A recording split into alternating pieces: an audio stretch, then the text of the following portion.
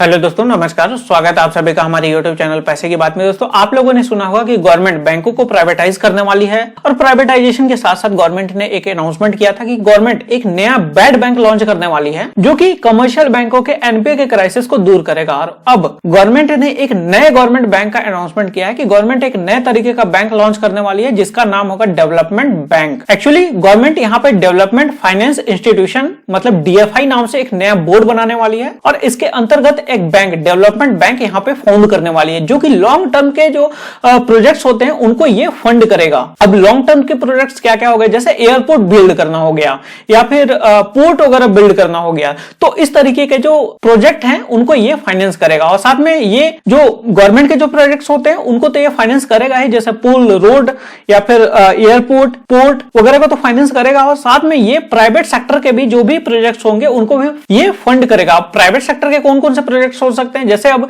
Mobile manufacturing का पूरा hub बनाना, इस तरीके का जो लॉन्ग टर्म प्रोजेक्ट होता है उस तरीके का प्राइवेट प्रोजेक्ट्स को भी ये फंड करेगा।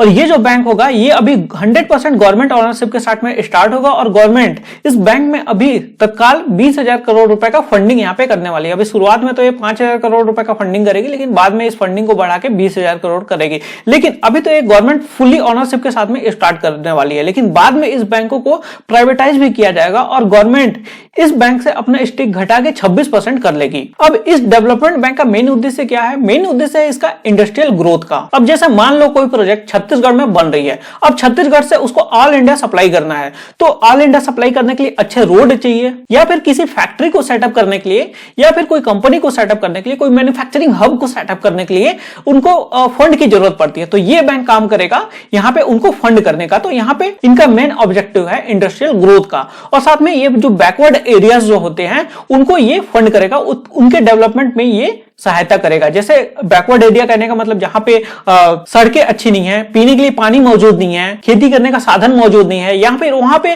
कोई फैक्ट्रीज वगैरह लगाना होगा, तो उनको ये फंड करने का काम करेगा जिससे बैकवर्ड एरिया का डेवलपमेंट होगा। और साथ में ये जो बैंक है ये एक्चुअली एम्प्लॉयमेंट भी काफी ज्यादा जनरेट करेगा। एम्प्लॉयमेंट कैसे ज्यादा जनरेट करेगा? देखो, ये जो बैंक है ये लॉन्ग टर्म के प्रोजेक्ट्स को फाइनेंस करेगा। जैसे 10 साल हो गया, 15 साल हो गया, अब कोई भी प्रोजेक्ट्स को ये फाइनेंस कर रहा है तो 10 साल 15 साल के लिए फाइनेंस कर रहा है, तो 10-15 साल के लिए उस पर्टिकुलर प्रोजेक्ट्स में एम्प्लॉयमेंट ये जनरेट करेगा। और साथ में इनका एक ऑब्जेक्टिव ये भी है, जो इंपोर्ट एंड एक्सपोर्ट के जो सब्स्टिट्यूशन है उनको भी ये बढ़ाने का काम करेगा। जैसे कि आपको पता होगा कि मोबाइल अभी मेड इन इंडिया आपको मोबाइल देखने को मिल रहा है, लेकिन उसके जो कंपोनेंट्स हैं वो आउट ऑफ इंडिया से आ रहे हैं, यहाँ पे असेंबल करके मेड इन इंडिया यहाँ पे मोबाइल बनाया जा रहा है। तो यहाँ पे क्या करेगा ये जो बैंक है, पूरा एक कंप्लीट मोबाइल मैन्युफैक्चरिंग हब बनाने का जो प्रोजेक्ट्स होगा उसको ये फंड करने का काम करेगा। और साथ में ये मॉडर्न टेक्नोलॉजी में भी ये फाइनेंस करेगा, जैसे एआई वगैरह बिल्ड करना है या फिर टेक्नोलॉजी से रिलेटेड कई सारे यहाँ पे प्रोजेक्ट्स होते हैं, तो उनको ये फंड करने का काम करेगा। और साथ में ये रीजनल इंबैलेंस को भी इंप्रूव करेगा।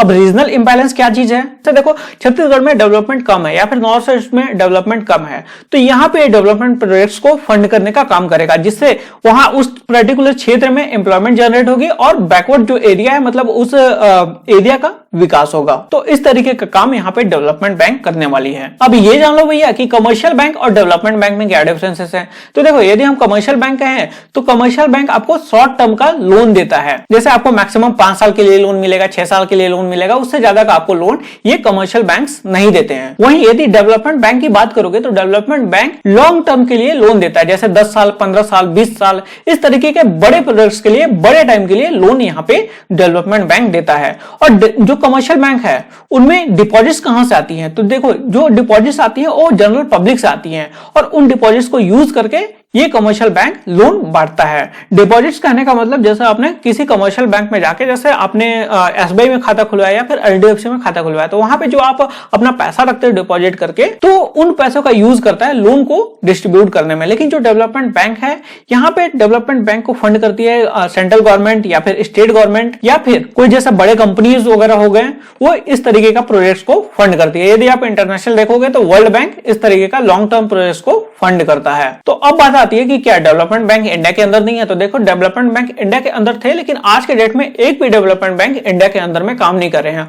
और ये जो लॉन्च होगा ये अभी इंडिया का फर्स्ट डेवलपमेंट बैंक होगा। लेकिन इससे पहले इंडिया में डेवलपमेंट बैंक स्टार्ट हो चुके हैं। जैसे 1949 में इंडिया में एक industrial finance corporation of India एक डेवलपमेंट बैंक स्टार्ट हुआ था। और इसके अलावा वर्ल्ड बैंक के साथ में आईसीआईसीआई का एक डेवलपमेंट बैंक था। आईसीआईसीआई बैंक पहले बैंक नहीं थी, ये एक डेवलपमेंट बैंक थी। यदि आप आईसीआईसीआई का पूरा नाम देखोगे तो industrial credit investment corporation of India इसका पूरा नाम है। ये जो आईसीआईसीआई बैंक है ये पहले वर्ल्ड बैंक के साथ में मिलकर इंडिया में डेवलपमेंट बैंक का सर्विस प्रोवाइड करती थी और ये 1955 से ये प्रोवाइड करती थी।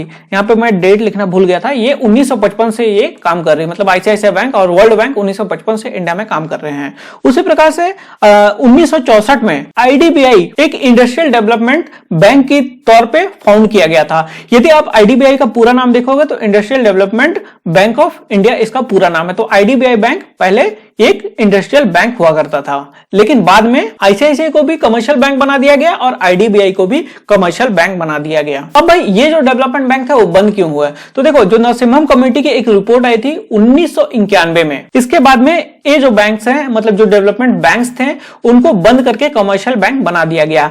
क्यों बनाया गया? देखो जो पॉलिटिशियन थे वो पॉलिटिकली मोटिवेटेड प्रोजेक्ट्स को फंड करवाते थे। जैसे किसी को अपना हाथी बनवाना है तो किसी को कुछ बनवाना है, मतलब अपने पार्टी के नाम से, अपने पार्टी के सिंबल के नाम से किसी को कुछ बनवाना है तो किसी को कुछ बनवाना है। तो इस तरीके का यहाँ पे पॉलिटिशियन काम किया करते थे। तो इसके बाद में नरसिम्हम कमेटी की रिपोर्ट आई, इसके बाद में इस तरीके के डेवलपमेंट बैंक को बंद कर दिया गया।